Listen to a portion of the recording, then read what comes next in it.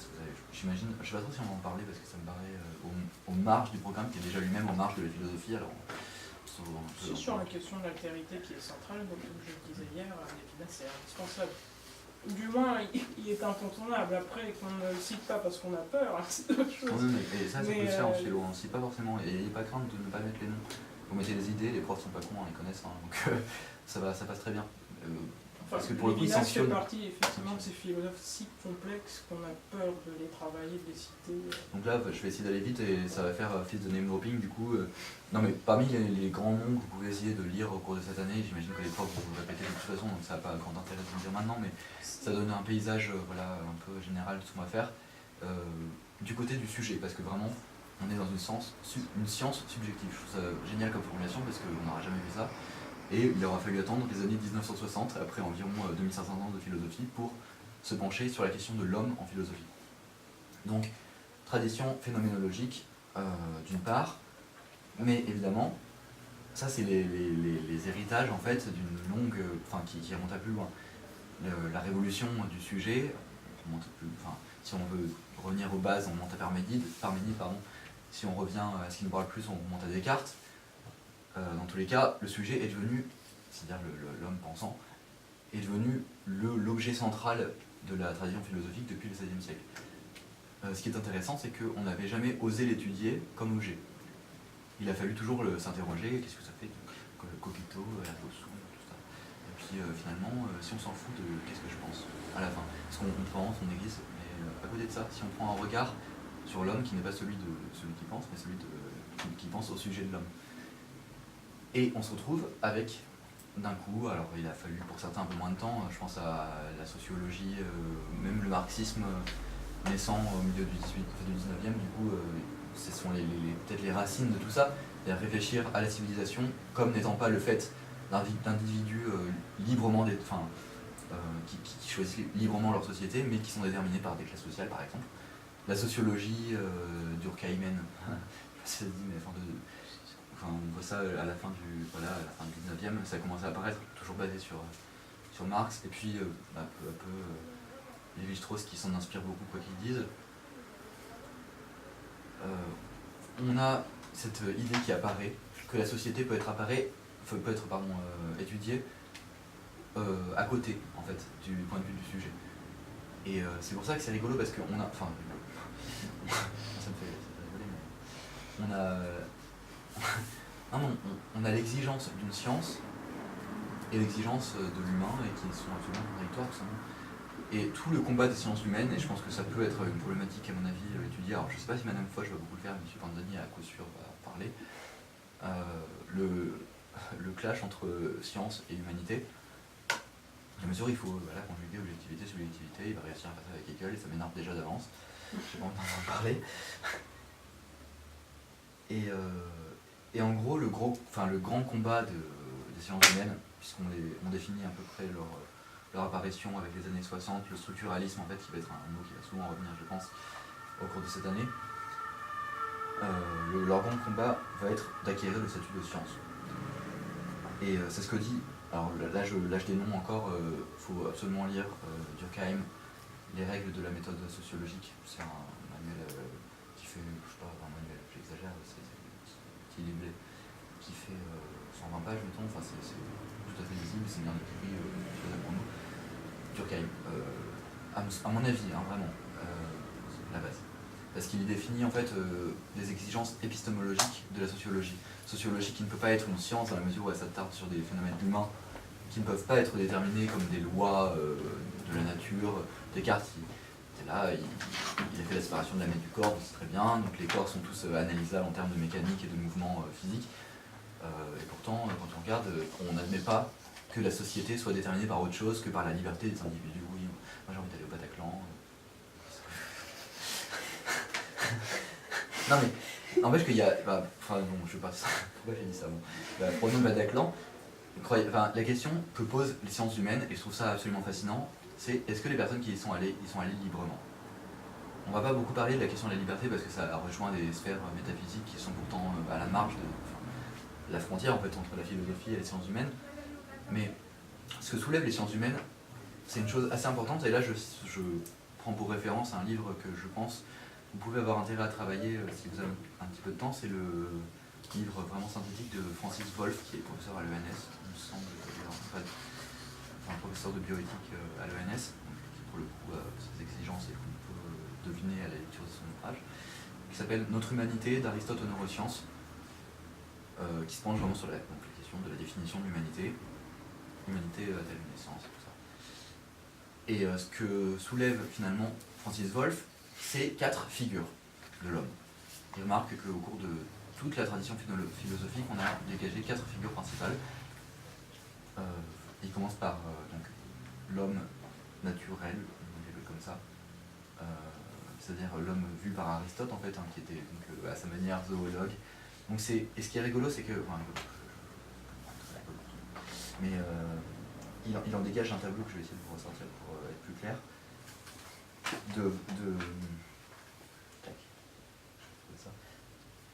L'homme pour Aristote a une essence. Il est parmi les autres animaux. Il est classé hiérarchiquement au-dessus par ses fonctions naturelles. Il se tient droit, il parle, il fait toute une description.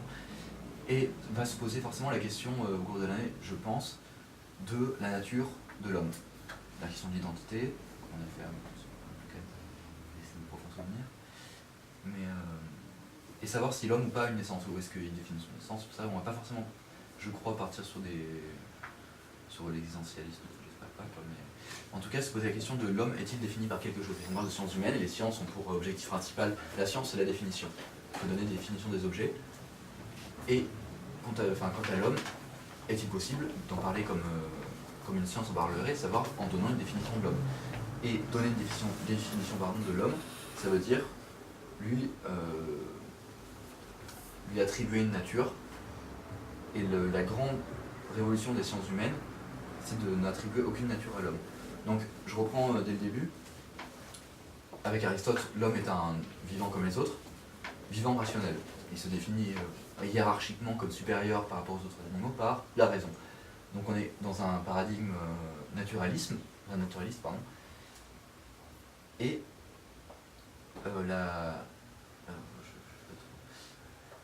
surtout essentialiste dans la mesure, et c'est des mots, là je pense que Clélia a raison quand elle insiste sur la nécessité d'avoir des termes en tête. Il ne faut pas avoir peur des gros mots en fait en philosophie, surtout si quand on les maîtrise, et ça va être le cas au bout d'un an passé sur le sujet, pas avoir peur de dire essentialisme, l'essentialisme, donc par opposition à l'existentialisme qui se finit après contre lui, c'est définir l'homme par son essence, et c'est ce que fait Aristote.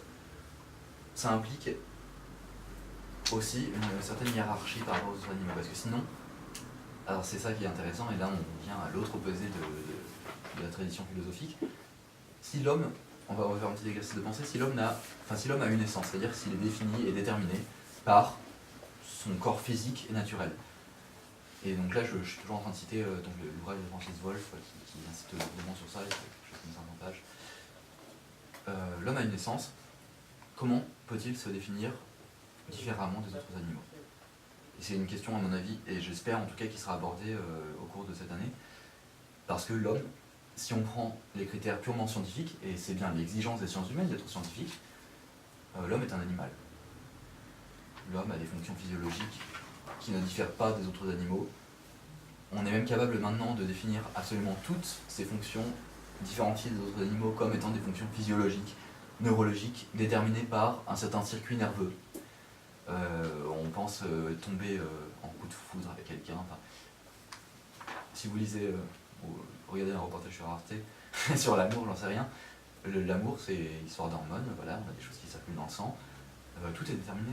C'est incroyable, quand on écoute un peu les vrais ouvrages de science, il semblerait que la liberté soit l'infini mis à la portée des caniches. C'est un rêve humain que de se croire, comme finalement on a vu la révolution des sciences, de l'héliocentrisme,